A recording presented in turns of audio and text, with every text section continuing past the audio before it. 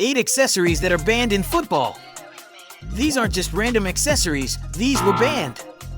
So remember not to wear it when you are playing football next time. 12-month ban for a necklace. You'd think a 12-month ban in football would come from something serious, match fixing, doping, or maybe drop kicking an opponent. But nope. Chinese defender Wang Shenchao got banned for wearing a necklace. Yeah, you heard that right. A few minutes into the game, Wang pulled something out of his sock. And with cameras zoomed in from every angle, there was no way he was getting away with this. He pulled out his most precious possession, a diamond necklace, and casually put it on mid-game. Bold move. The Chinese Football Association? Yeah, they weren't impressed. Instead of just handing him a yellow card, which is the actual FIFA rule for jewelry violations, they went nuclear, banning him for an entire year. Oh, and his club fined him US $3,125 just for good measure. Too bad the Chinese Football Federation didn't share his taste in jewelry. The reason? Preventing injuries from pulling or dragging during the games. Cameroon's sleeveless shirts. Cameroon's football team has always been known for its daring fashion choices on the pitch, but some of their bold kits have faced major opposition from FIFA. At the 2002 African Cup of Nations in Mali, where Cameroon triumphed, the team made a fashion statement by playing all of their matches in sleeveless shirts. However, when the World Cup rolled around later that year in South Korea and Japan, FIFA banned the sleeveless kits. The reason? A FIFA spokesperson deemed them not to be shirts, but vests, thus not adhering to the standard football kit regulations. Cameroon's all-in-one kit.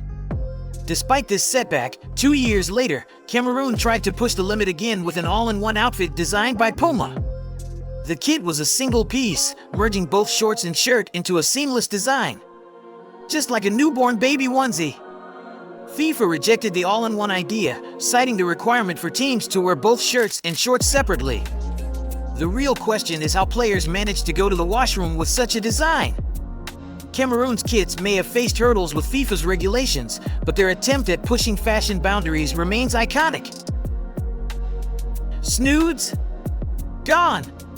Remember Snoods? It is gone. Back in the early 2010s, Snoods were all the rage. We've seen a whole fashion revolution in the Premier League with the Snood, thanks to players like Carlos Tevez, Samir Nasri, David Silva, and Mario Balotelli. The list goes on.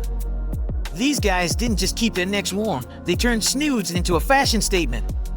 And guess what? FIFA president at the time, Sepp Blatter, allegedly said that Snoods were dangerous because they could strangle a player.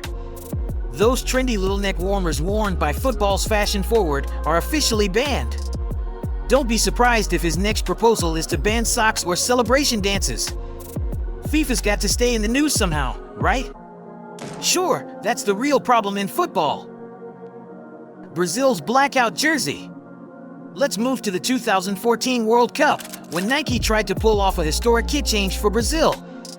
Since forever, Brazil's home kit has been yellow, with blue as the away option. A sacred tradition. So when Nike designed an all-black jersey with Neymar as the face of the campaign, people lost their minds.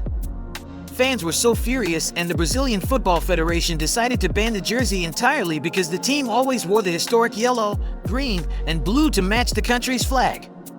It didn't take long before football fans started calling it the Forbidden Jersey, adding mystique to its limited run. Okay, plot twist, Brazil's football team has gone all black. Seriously.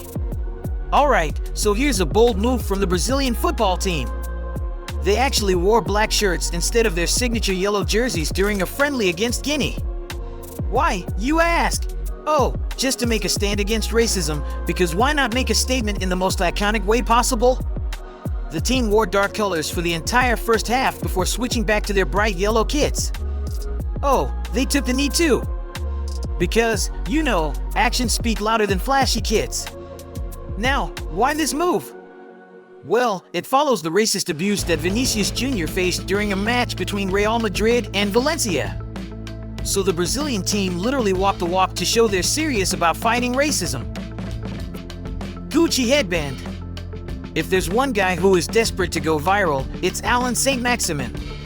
Instead of just playing well, Saint-Maximin is out here looking like $1,000,000, rocking his 180-pound Gucci headband during Newcastle's 1-0 win over Manchester United.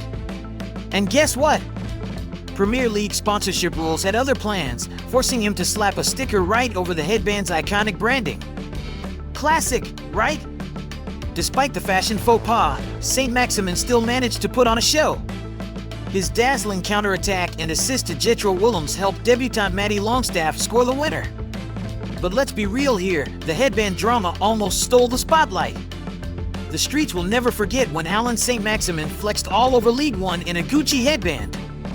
With so much sauce in his game, salute to Mr. Gucci Headband. No more deadly long throw. Let's talk about the latest English Football League ban, because apparently deadly long throw-ins are now illegal. Remember the time when Rory Delap built his reputation for the deadly long throws? To get a better grip, he used towels provided by fans or kept near the pitch. Well, not anymore. Why? Because apparently, speeding up the game is more important than actual tactics. So, if your team relies on long throws to create goal-scoring chances, better start practicing slippery ball throws, because towels are officially banned. The next one will simply blow your mind. Beckham's boots could have put him in jail.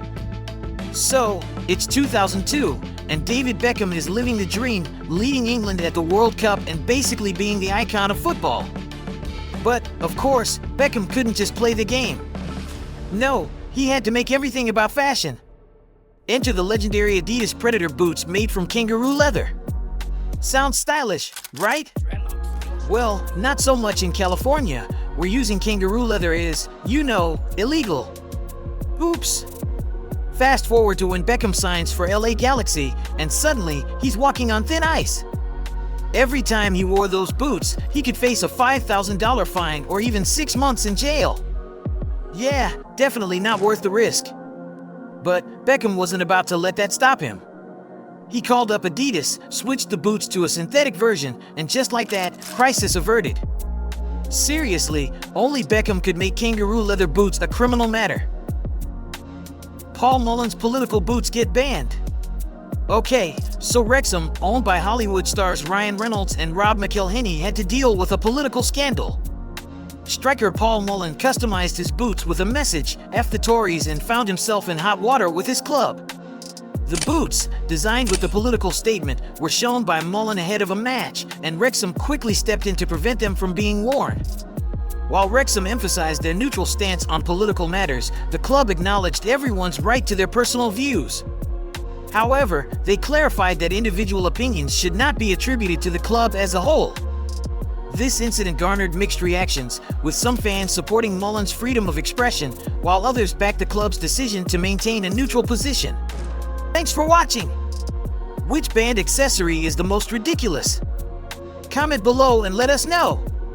Stay tuned and subscribe to our channel so you won't miss our next video!